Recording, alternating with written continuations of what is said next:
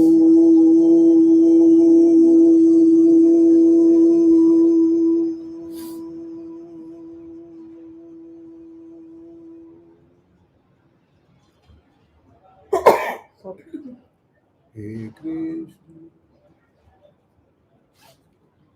Krishna Govind Hare Murari, He Nath Narayan Vasudeva, He Krishna Govind Hare Murari, He Nath Narayan Vasudeva, He Krishna, He Krishna, He Krishna Govind Hare Murari, He Nath Narayan Vasudeva, He Krishna Govind Hare Murari, He Nath Narayan Vasudeva, He Nath Narayan Vasudeva, He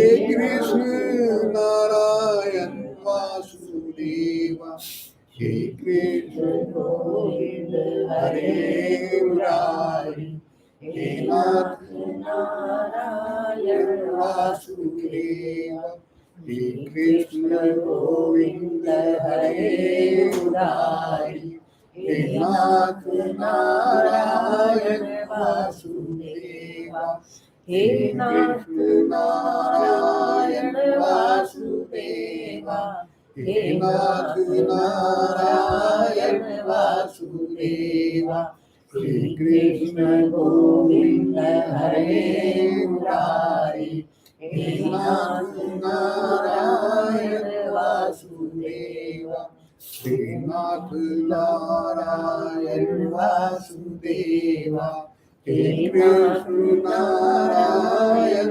Vasudeva, He Krishna Govind Hare Murari, He Nath Narayan Vasudeva, He Krishna Govind Hare Murari, He Nath Narayan Vasudeva, He Nath Narayan Vasudeva, He Krishna Narayan Vasudeva, Shri Krishna Govinda Hare Murari, He Nath Narayan Vasudeva, Shri Krishna Govinda Hare Murari, He Nath Narayan Vasudeva, Shri Krishna Govinda Hare Murari, He Nath Narayan Vasudeva, He Krishna Narayan Vasudeva, He Krishna Narayan Vasudeva, Shri Krishna Govinda Hare Murari, He Nath Narayan Vasudeva, Shri Govinda Hare Murari, He Nath Narayan Vasudeva, Shri Krishna Govinda Hare Murari, He Nath Narayan Vasudeva, He Nath Narayan Vasudeva, He Nath Narayan Vasudeva, Shri Krishna Govinda Hare Murari, He Nath Narayan Vasudeva, Shri Krishna Govinda Hare Murari, He Nath Narayan Vasudeva. Hare Krishna, Hare Krishna, Hare Krishna, Hare Rama, Hare Rama, Hare Krishna, Hare Krishna, Hare Rama, Hare Rama, Hare Rama, Hare Krishna, Hare Rama, Hare Rama, Hare Rama, Hare Krishna, Hare Rama, Rama Rama, Hare Rama, हरे कृष्णा हरे राम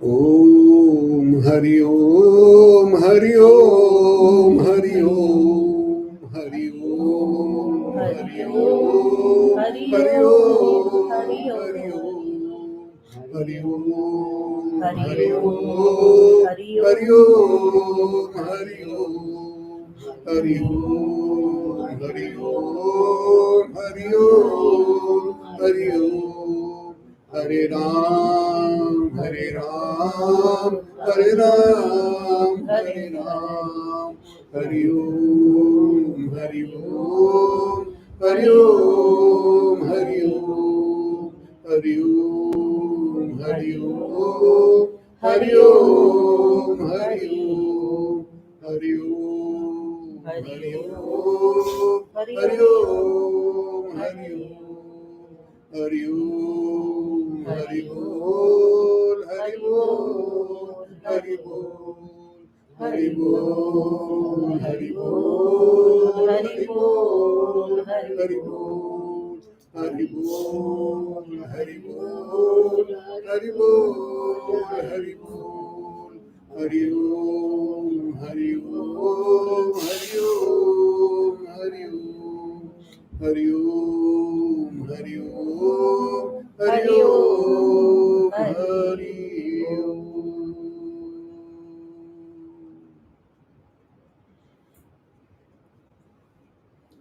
ओम भूर्भुवः स्वः तत्सवितुर्वरेण्यं भर्गो देवस्य धीमहि धियो यो नः प्रचोदयात् ॐ भूर्भुवः स्वः तत्सवितुर्वरेण्यं भर्गो देवस्य धीमहि धियो यो नः प्रचोदयात् ॐ भूर्भुवः स्वः तत्सवितुर्वरेण्यं भर्गो देवस्य धीमहि धियो यो नः प्रचोदयात् ॐ स्वानि देव सवितुर्दुरितानि परास्व यद्भद्रं तन्हासुवा ॐ विश्वानि देव सवितुर्दुरितानि परास्व यद्भद्रं तन्हासुवा ॐ आत्मदा बलदा यस्य विश्व उपासते प्रशिशं यस्य देवा यस्य छायामृतं यस्य मृत्यौ कस्मै देवाय हविषा विधेमा ॐ यः प्राणतो निमिषतो महित्वैकिद्राजा जगतु बभुव यैषे अस्य द्विपचतुष्पदा कस्मै देवाय हविषा विधेमा ॐ तनुपाग्नेयसी तन्वं मे पाहि ॐ आयुर्दाग्नेयसी आयुर्मे देहि ॐ वर्चोदाग्नेयसी वर्चो मे देहि ॐ अग्ने यन्मे तन्वमूनं तन्मा प्रण ॐ यां मेधां देवगणः पितरश्चुपासते तया मां मध्ये मेधया मेधाविनं कुरु ॐ अभयं मित्रादभयम् अमित्रादभयं ज्ञातादभयं नक्तम् अभयं सर्वासां मित्रं भवन्तु ॐ भूर्भुवः स्वः तत्सवितुर्वरेण्यं भर्गो देवस्य धीमहि धियो यो नः प्रचोदयात् ॐ भूर्भुवः स्वः तत्सवितुर्वरेण्यं भर्गो देवस्य धीमहि धियो यो नः प्रचोदयात् ॐ भूर्भुवः स्वः तत्सवितुर्वरेण्यं भर्गो देवस्य धीमहि धियो यो न प्रचोदयात्। मेरा आपकी कृपा से सब काम हो रहा है। मेरा आपकी दया से सब काम हो रहा है। करते हो तुम कन्हैया मेरा नाम हो रहा है। करते हो तुम कन्हैया मेरा नाम हो रहा है।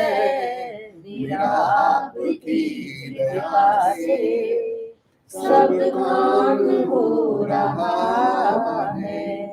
मेरा आपकी दया से सब काम हो रहा है। पतवार के बिना ही मेरी नाव चल रही है। पतवार के बिना ही मेरी नाव चल रही है। हैरान है ज़माना मंजिल भी मिल रही है। हैरान है ज़माना मंजिल भी मिल रही है। करता नहीं मैं कुछ भी, करता नहीं मैं कुछ भी, सब काम हो रहा है। करता नहीं मैं कुछ भी, सब काम हो रहा है। मेरा आपकी दया से सब काम हो रहा है।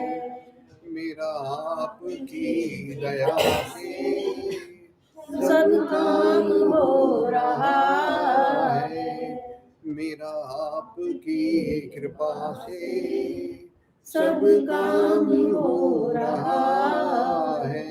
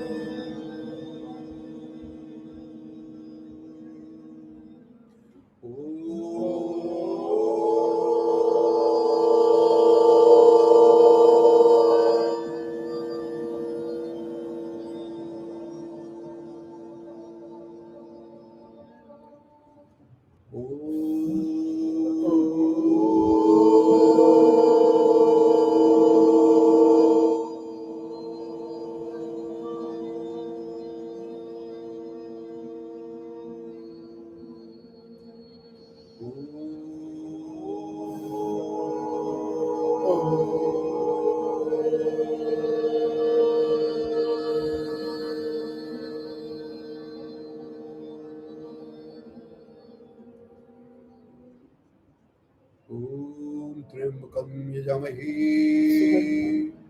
सुगन्धिं पुष्टिवर्धनम्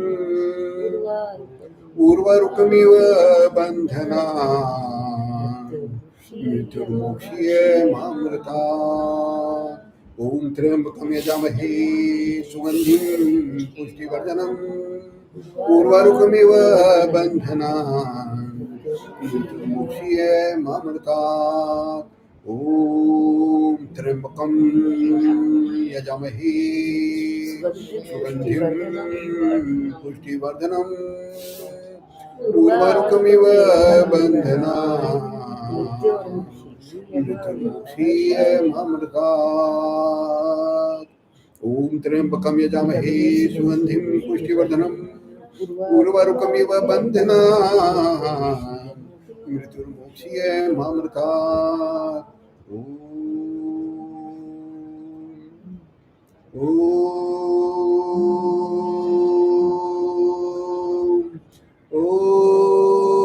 त्र्यंबकं यजामहे सुगन्धिं पुष्टिवर्धनम् उर्वारुकमिव बन्धनान् मृत्युर्मुक्षीयमामृतात्। ॐ त्र्यंबकं यजामहे सुगन्धिं पुष्टिवर्धनम् उर्वारुकमिव बन्धनान् मृत्युर्मुक्षीयमामृतात्। ॐ त्र्यंबकं यजामहे सुगन्धिं पुष्टिवर्धनम् उर्वारुकमिव बन्धनान् मृत्युर्मुक्षीयमामृतात्। ॐ त्र्यंबकं यजामहे सुगन्धिं पुष्टिवर्धनम् उर्वारुकमिव बन्धनान् मृत्युर्मुक्षीयमामृतात्। ॐ त्र्यंबकं यजामहे सुगन्धिं पुष्टिवर्धनम् उर्वारुकमिव बन्धनान् मृत्युर्मुक्षीयमामृतात्। ॐ शान्ति शान्ति शान्ति। ॐ शान्ति शान्ति शान्ति शान्ति। हे गोविंद, हे मुरारी,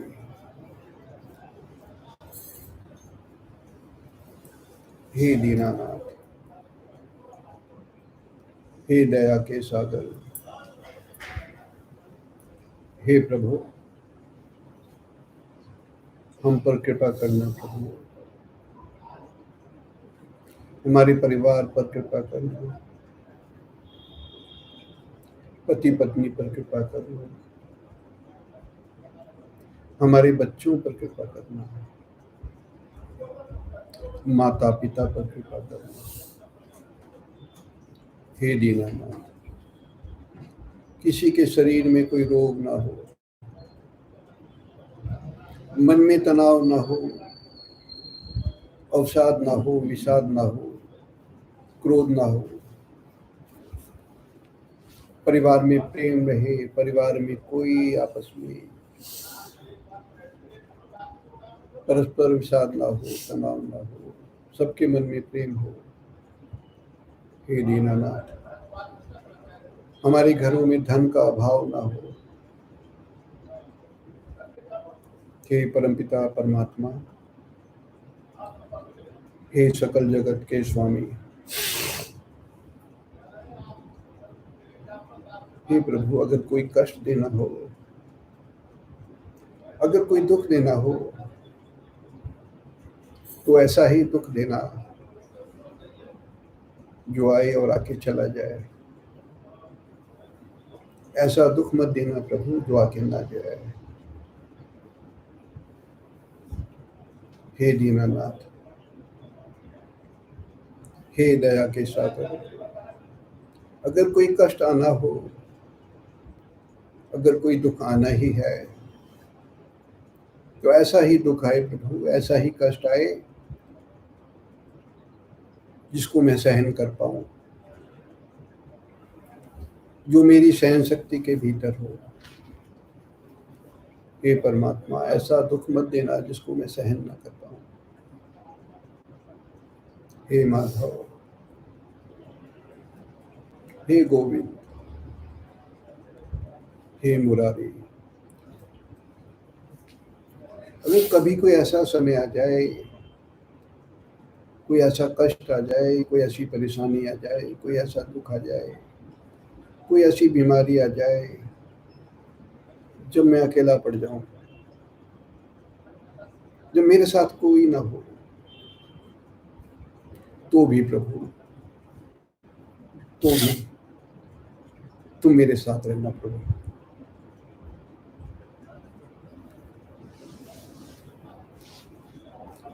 तुम मेरा साथ मत छोड़ना।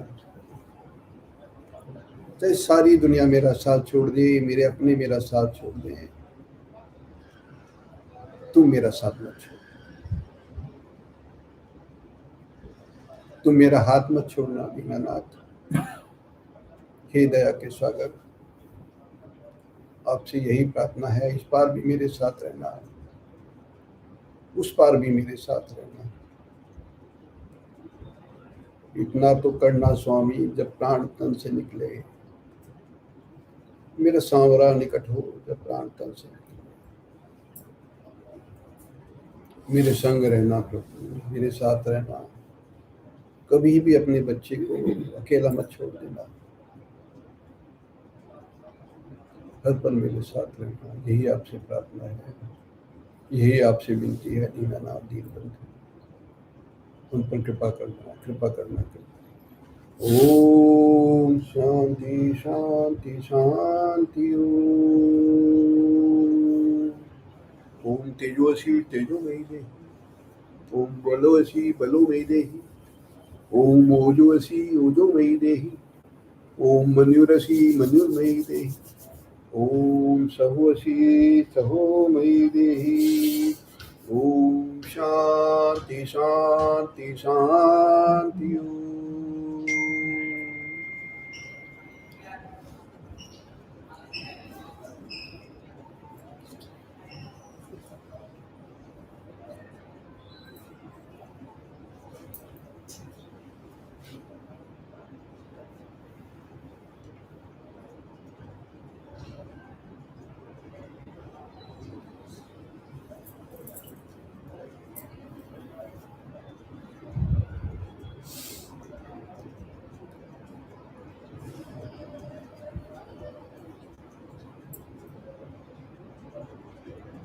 हम सब धीरे धीरे ध्यान से बाहर निकले।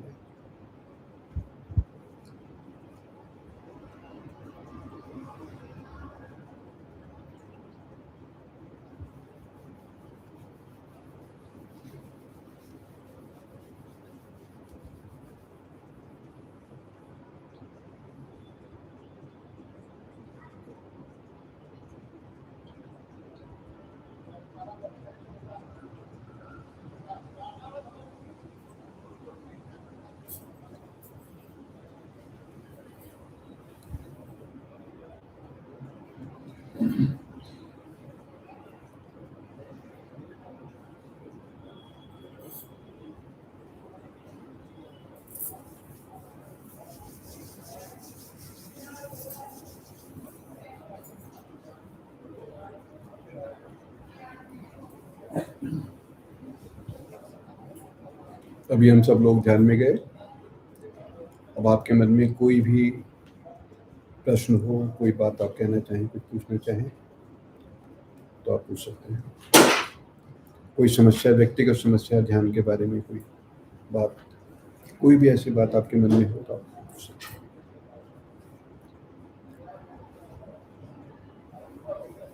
ये जो हमारा शरीर है, ये जिस शरीर को हम देखते हैं, ये हमारा केवल स्थूल शरीर है। हम इस शरीर को ही मैं मान के चलते हैं, जबकि हम सब जानते हैं कि ये हर पल परिवर्तनशील है, हर पल बदलता है।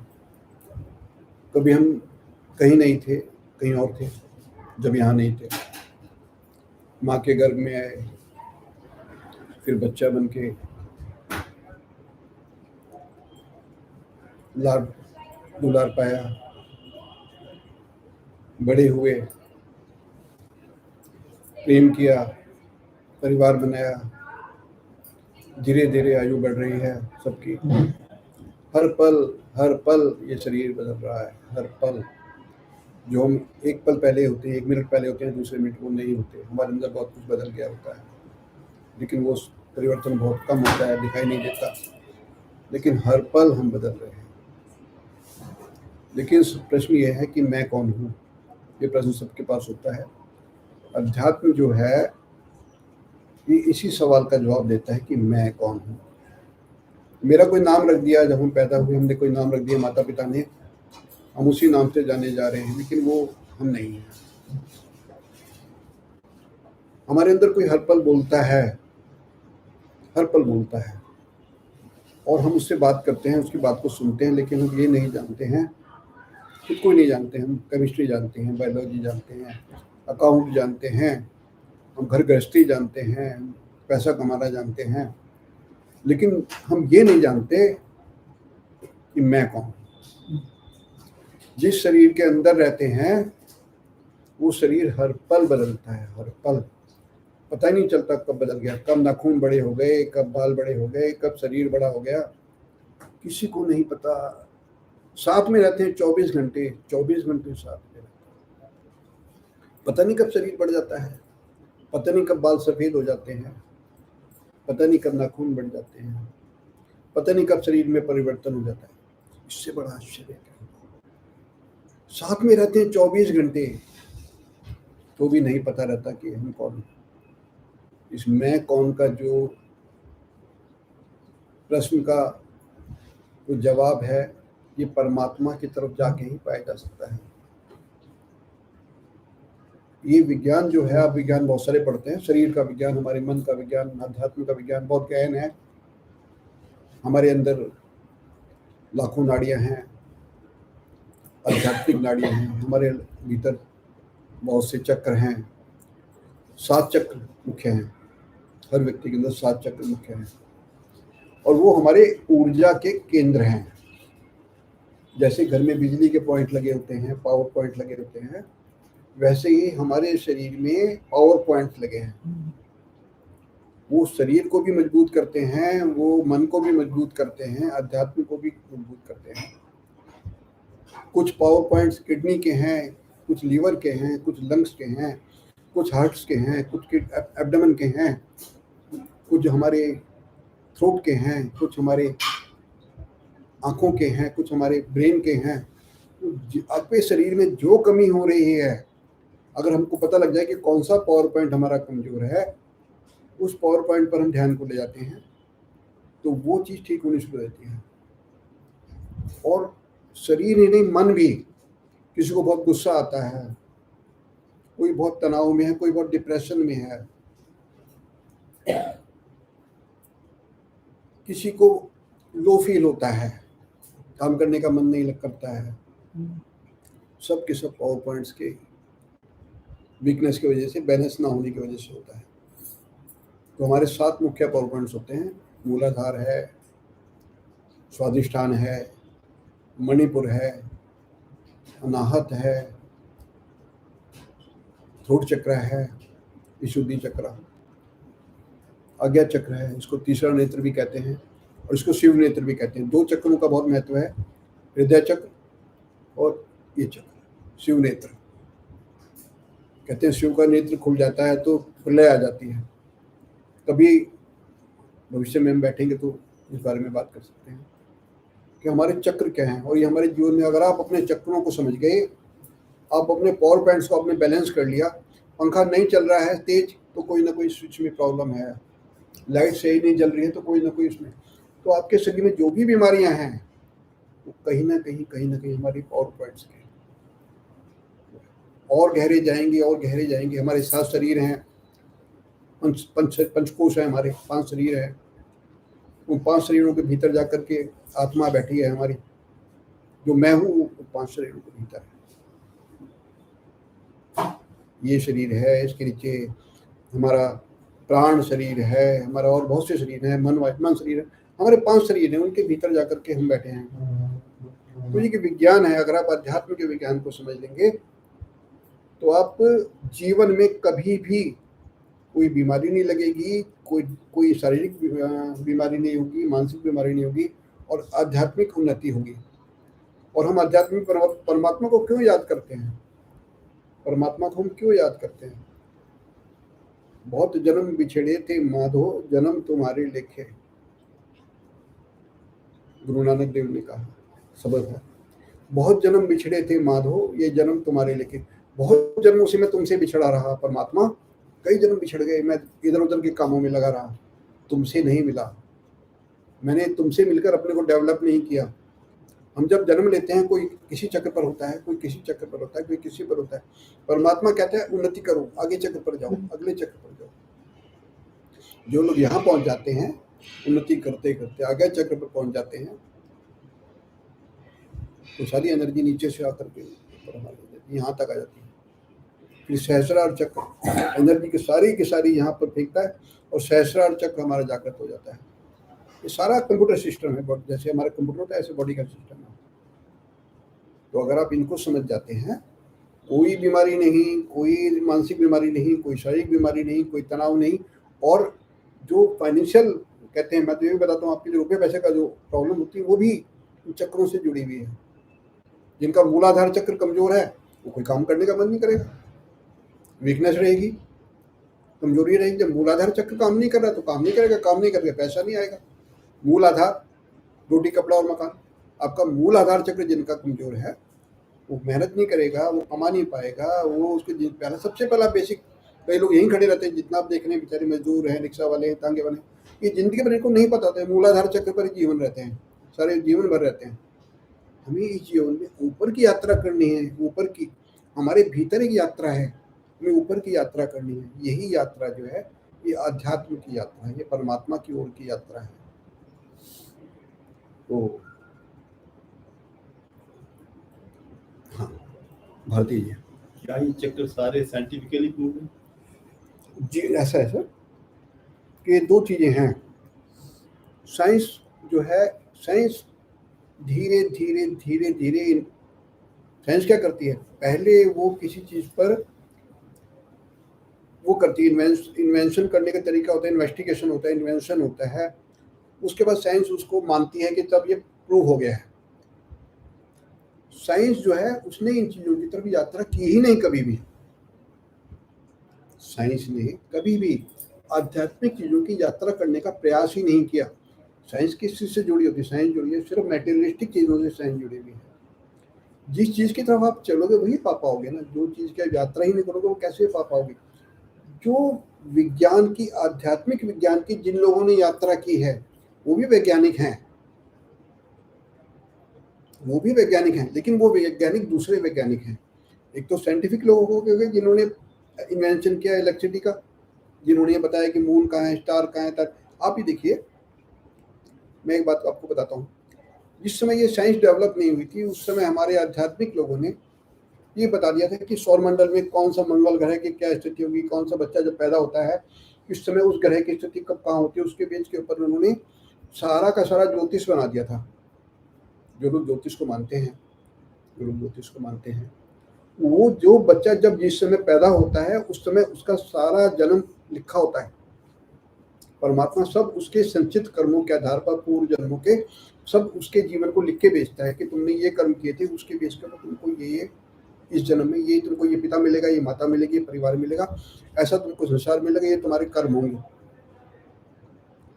तो ये भी एक विज्ञान है। जो वैज्ञानिक उस रास्ते पर चले, आध्यात्मिक लोग उस रास्ते पर चल रहे हैं, वो आध्यात्मिक के वैज्ञानिक हैं।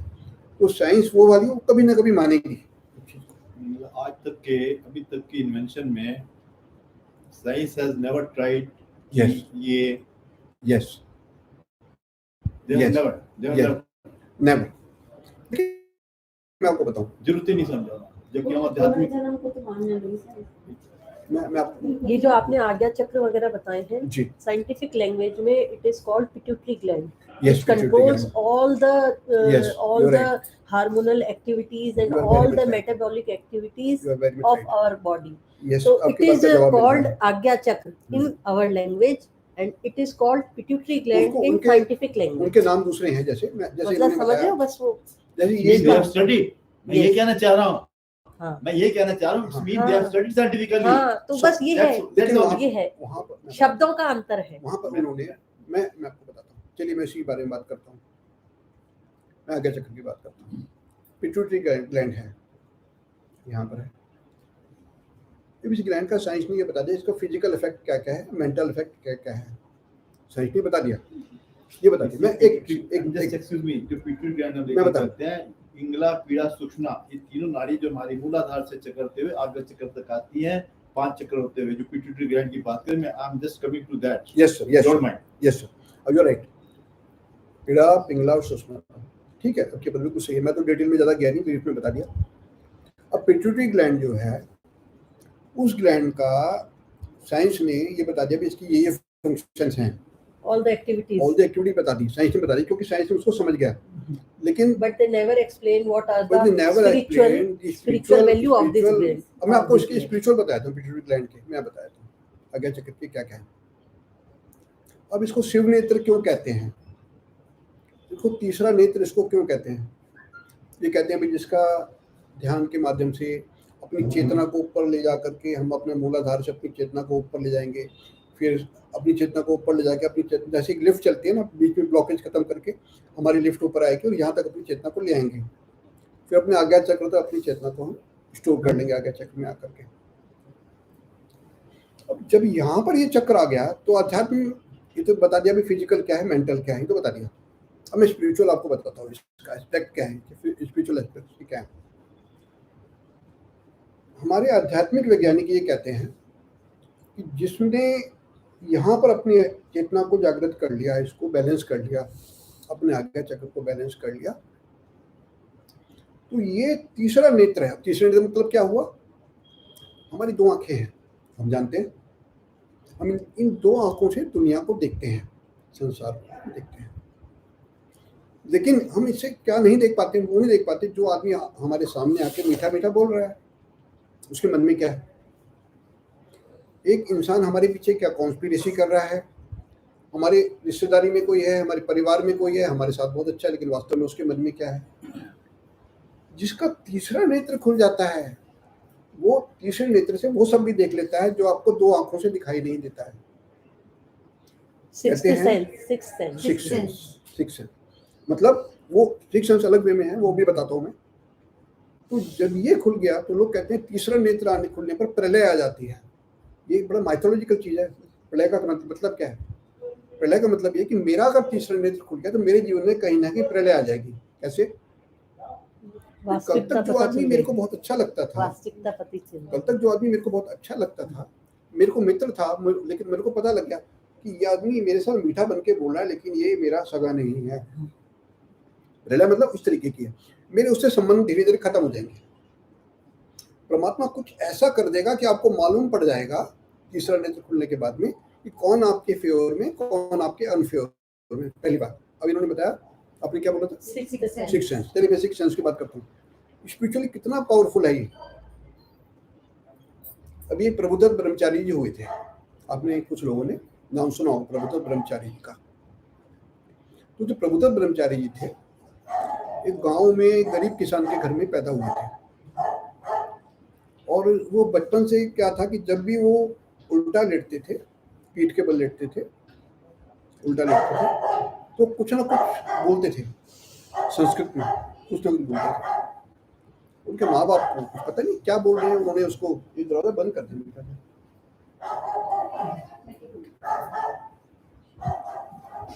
तो वो उनके माँ बाप समझते थे कि ये लड़का पागल है। तो धीरे धीरे वो बड़ा हुआ, उसको बहुत चित के लिए उतारने के लिए ओझाओं को दिखाया, सब कुछ किया, लेकिन वो बच्चा जब भी उल्टा लेटता था, रात को नींद में बोलता था। तो एक बार उसके पिता ने उसको बहुत मारा और वो घर से भाग गया।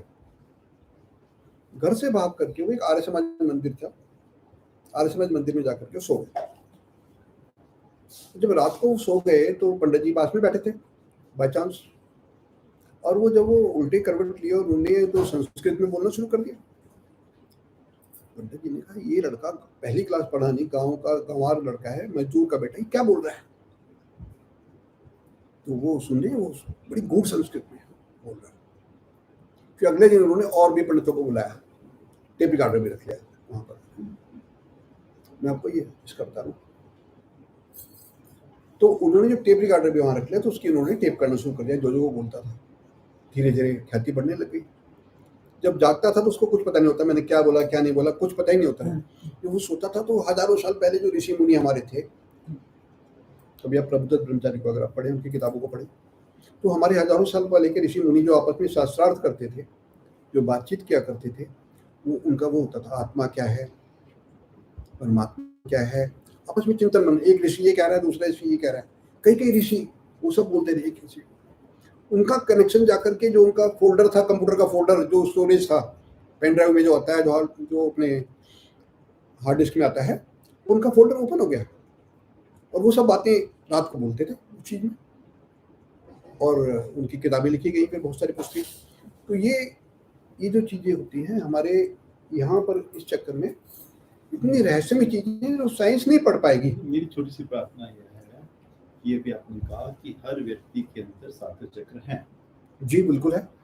आज्ञा चक्र भी सब में है, जी बिल्कुल है। तीसरा नेत्र भी सब में है जी। पिंगला पीड़ा सूक्ष्म नाड़ियां भी खुलती हैं, तो तीसरा नेत्र तो सबके पास है। जी सबके पास है। सर बंद है ना, बंद है ना बंद है ना। हम कैसे प्रयास कर सकते हैं? हाँ, वो मैं स्थिति में हम पहुंचे। देखिए भारती में अलग से बात कर लेंगे हम लोग, और बाकी लोगों की क्वेरी भी ले लेते हैं। अगर आप लोगों के मन में कोई क्वेरी हो तो किसी और के मन में कोई बात हो।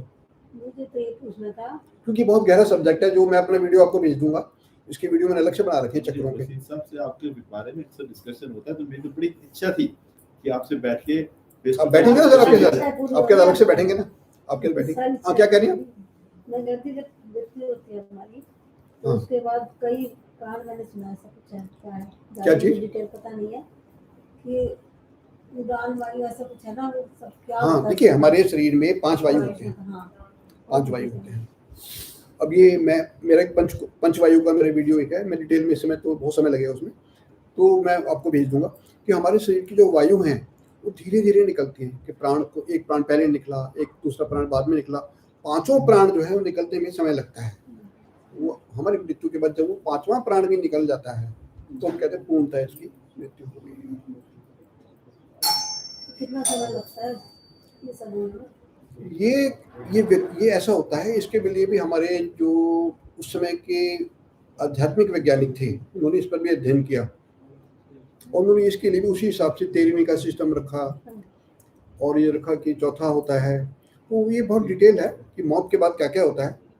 तो ये थोड़ा तो मुझे पता है। हाँ। दादी हमारे बहुत कुछ बताते थे। हाँ हमको उसमें शरीर होता है, उसमें आत्मा रहती है, उसको यात्रा शरीर भी बोलते हैं। है जी, यात्रा शरीर बोलते हैं ना उसको। हाँ ये कहते हैं ना कि कड़ाव में तेल के कड़ाव में डाला जाएगा, वो यात्रा शरीर। देखिए क्या होता है। देखिए मैं आपको बहुत ब्रीफ में बताता हूँ।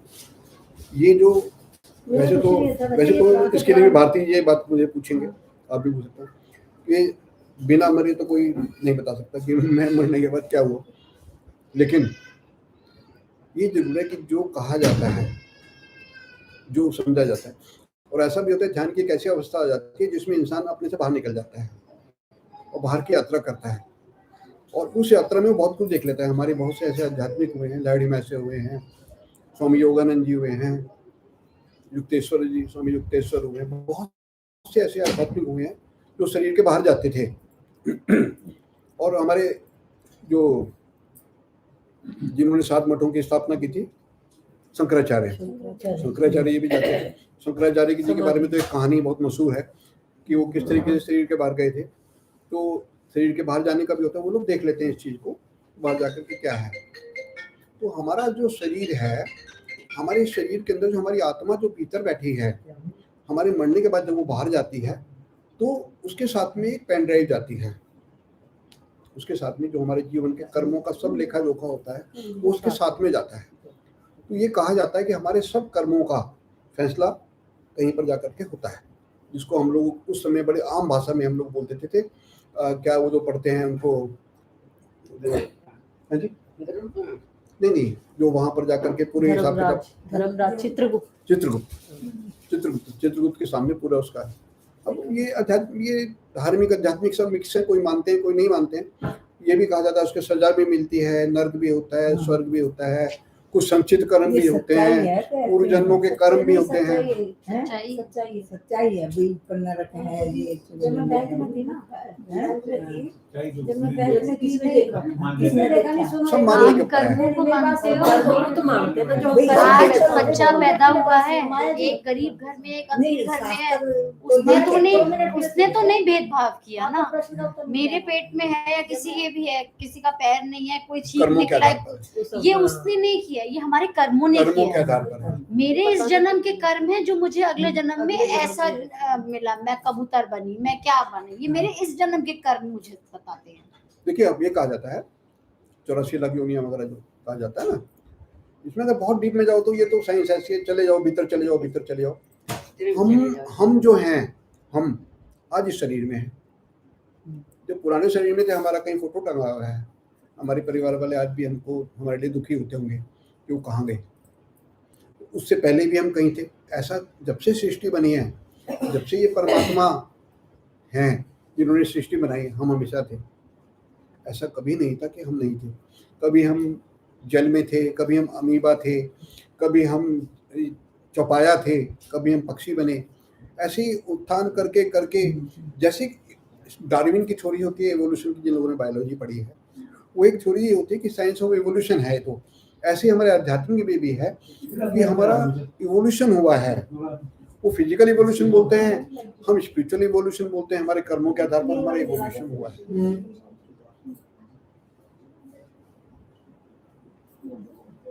बाकी सबका सार ये है, कर्म अच्छे करें, किसी का बुरा मत करें, हाँ, जैसे ये बोएंगे। सही बात। ये तो सबसे साइंस बड़ा है, सार सीधी सी बात है। उनकी बात भी ठीक है कि हम हाँ। मर के क्या बने, इससे हमें क्या, लेकिन मतलब हम- जो आप हाँ, कह रहे थे, बट इसलिए कि अपन की अपने आज के कर्म अच्छे रखें जो कल जाके अपने को हमें कुछ नहीं ना हो। Every action has a Has a- reaction, equal and opposite equal and opposite reaction. आप जितनी तेजी से बॉल मारोगे दीवार पर, उतनी तेजी से वो आएगी।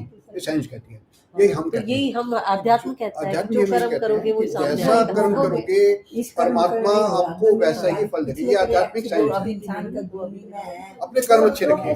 84 लाख जन्म के बाद इंसान की योनि वापस मिलेगी हमें। अच्छा एक चीज मैं और लिविंग बोलता बींग्स हूँ, की योनि। आज बड़े विद्वान लोग बैठे हैं, एक चीज और बोलता हूँ। नहीं फिर कि तो नहीं, मैं मतलब अच्छे प्रबुद्ध लोग हैं। मेरा कहने का अर्थ यह है कि अभी मेरी 4 किताबें निकली हैं, मेरी 5वीं किताब में लिख रहा हूँ, अभी 2 किताबें और लिख रहा हूँ। तो मेरी जो अगली किताब है वो, उसका टॉपिक ये है कि हम लोगों के जीवन में जो चमत्कार होते हैं। बहुत से लोग हैं, आप में से बहुत से लोग ऐसे होंगे जिनके जीवन में कुछ ऐसा हुआ होगा, जिन्होंने कहा, उन्होंने लगता होगा कि अरे ये तो चमत्कार है, जिसको हमको अचानक हो जाता है। देखिए वैसे तो सब कुछ चमत्कार है, माँ के गर्भ में आना भी चमत्कार है, कोई आसान काम नहीं है, चमत्कार है। बाहर आना चमत्कार है, आंख का झपकना चमत्कार है, दिल का धड़कना भी चमत्कार है। हर पल बिना पंप के कैसे, बिना बैटरी के कैसे धड़क रहा है, ये भी चमत्कार है। एक लेकिन पत्ती जो पेड़ पे लगी है वो भी चमत्कार है। और हम अगर वापस पेड़ पे नहीं लगा सकते अगर उखड़ जाए तो। हर चीज का कोई ना कोई कारण होता है। भारती जी, साइंस ये देखिए, साइंस के मुताबिक क्या है, आज हम साइंस को जानते हैं। तो एरोप्लेन आकाश में उड़ रहा है, एक लोहे का कमरा उड़ रहा है, इतने लोगों को लेके, साथ में एसी भी चल रहा है, हमको आश्चर्य नहीं हो रहा है। लेकिन अगर कोई गांव का ऐसा आदमी आ जाए जिसने ना देखे हो यहाँ पे, उसके लिए तो आश्चर्य। वो कहेगा अरे ये कैसे संभव है कि लोहे के कमरे में इतने लोग बैठ गए, आकाश में उड़ गया और गिरा नहीं। तो जो चीज हम नहीं जानते, जिसको साइंस प्रूव नहीं कर पाई अभी तक, उसको हम आश्चर्य मान लेते हैं। है तो सही। लेकिन है वो। तो मेरा मतलब यह है कि ऐसी कुछ घटनाएं अगर आपके जीवन में हुई हैं, तो वो उसमें किताब में वो मैं दे रहा हूँ। उसका नाम है अमेजिंग मिरेकल्स ऑफ लाइफ, किताब का नाम है। अगर आपके जीवन में ऐसी कुछ बातें हुई हो, जैसा कि आप बता रही थी, तो वो बताइएगा, मैं उस किताब में वो आपके चैप्टर में उसमें डाल सकता हूँ। जब मैं SBI में थी ना, SBI state bank of India, वहाँ पे एक सेल था जिसका डायरेक्टर बॉम्बे से था, तो उसमें हेड क्लर्क थे। तो उनकी मदर जैसे डेथ हो गई एकदम से, तो फिर एकदम थोड़ी देर बाद ही उनको फिर जैसे मतलब वापस आ गई। तो उन्होंने तभी मतलब उनको हिला के पूछा हुआ क्या था, तब उन्होंने सारी बात ये बताई चित्रगुप्त ने कि ऐसे ऐसे वहाँ नाम पुकारा गया। देखिए मैंने जो चीजें देखी है ना, जैसे आप बता रहे हो, मैंने देखा हुआ है। तो होता है। नहीं, उन्होंने भी देखा था, तभी तो बताया अपने बेटे को। नहीं, मैं आपको एक और चीज बता रहा हूँ। पूछा कि अब फिर तो भूल जाएंगे। आपने मौत के बाद का बताया ना, मैं मौत के पहले का बताता हूँ। हमारे एक पड़ोसी होते थे, बाटला जी, मिस्टर बाटला थे। मैं बाटला सोसाइटी में रहता था, वो हमारे ऊपर के फ्लैट में रहते थे। तो उनका एक ही बेटा था, एक उनकी बेटी थी। तो बेटा बहुत सुंदर था, बहुत अच्छा था, करीब 10-12 साल का था तब हम लोग उसको देखते थे। तो एक दिन अचानक उसकी मदर ने हमसे कहा कि बेटे की आंखें जो हैं वो थोड़ा सा टेढ़ा देख रहा है। तो हमने किसी आई स्पेशलिस्ट को दिखा दीजिए। उन्होंने दिखाया, तो उसने कहा किसी ब्रेन सर्जन को इसको दिखाओ। तो उसको ब्रेन सर्जन को दिखाने गए, तो उसने कहा कि इनके पेट में ट्यूमर है, बच्चे के पेट में ट्यूमर है। तो वो मुझे याद है वो रात जब वो उस बच्चे को कंधे पे उठा के ला रहे थे वो, तो उसको मैंने क्या है बोले कि मेरे बेटे के ब्रेन में ट्यूमर बताया है। फिर उनको बायोप्सी वगैरह हुई तो पता लगा कैंसर। लड़का बहुत सुंदर था, पंजाबी लड़का था और मुश्किल से 10-12 साल का था। तो उसकी मैं क्यों बता रहा हूँ बात ये, जिस दिन उसकी डेथ हुई लड़के की, हम उसके कमरे में थे उसके, तो उसके दादा की डेथ कुछ समय पहले हो चुकी थी। वो पंजाब लाहौर से थे वो लोग।